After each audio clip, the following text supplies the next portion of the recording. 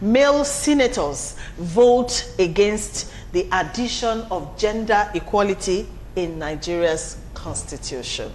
Some Nigerian male senators on Tuesday this week voted against the addition of gender equality into the Nigerian constitution during the plenary session at the Senate chamber. The voting process was carried out after the chairperson of the Senate Committee on Women Affairs, Betty Apiafi, raised a motion urging employers of labor and political parties to give women equal opportunities to allow them achieve their true potentials. Although none of the male senators expressed their dissatisfaction with the motion, they, however, kicked against it after a voice vote was carried out. Reports say that the nays were louder and appeared the majority, suggesting that the majority of the male-dominated Senate rejected the gender equality proposal. Now, as we all know, ladies and gentlemen, in the current political space in Nigeria, women, we are in the minority, especially in the National House of Assembly. Women constitute only 10% of the 109 members of the Senate. So what is 10% of 109? So we're talking about 19, thereabouts, you know, so that's a poor figure. But then having male senators in Nigeria actually reject gender equality in our constitution, you know, amidst all of the global clamor for women inclusion, gender equality, what does that really suggest? Well, for me, it's just like, it's a reflection of every other thing that is happening right there at our National Assembly. A lot of things they do that really does not represent the people, but represent them and themselves. Because in women, they are not that kind of breed that has nothing to offer. We all know that they have something to offer. And if given the chance, they have the ability of turning things around. But these men who wouldn't even allow the nation to move forward in the first place, how can they give women the chance? Because when more women are involved, maybe that fear of they will come around and work against their own establishments. You understand what they believe in, the way they think things should go. These women may come on board and change things, and they don't want things to change. So I'm actually not surprised at all.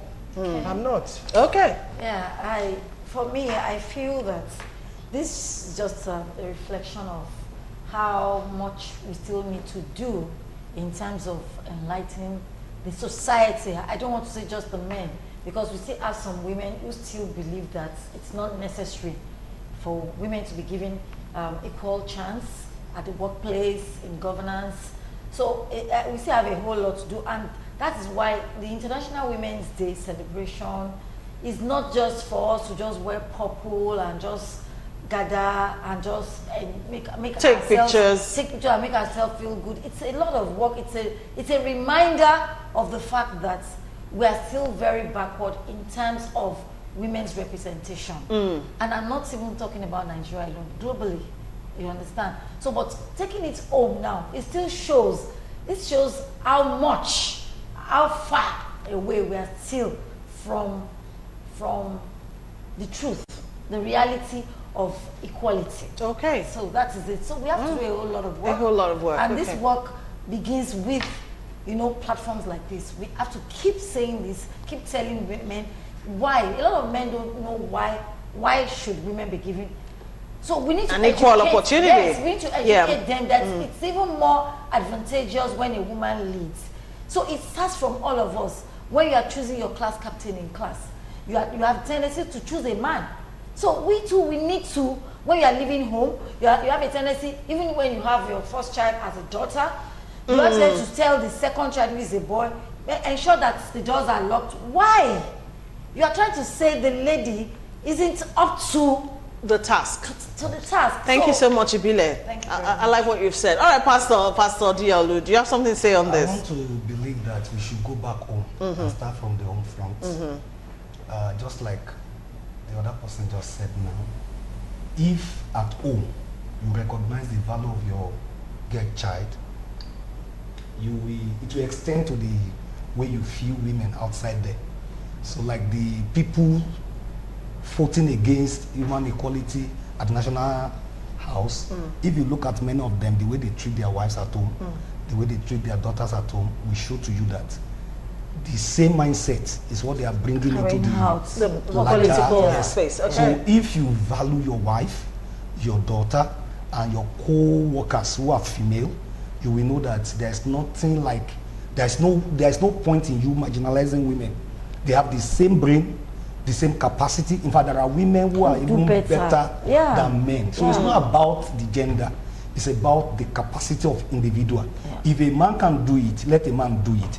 If we have a woman who can do it better than a man, there's no point Let putting her that do man it. there and just telling the woman to shut up or to sit down. So it is always, I think it's all, we just need Starts to go from back home, home, start from home, tell your daughter she's not inferior to any man. She's not inferior to any boy. That's what I tell my daughter anytime she's going to school. You are the best. The fact that you are a girl does not mean you cannot lead your class. Your class, you cannot do better in school. You cannot be in the forefront. Exactly. Yes, you can Okay. lead. So All right.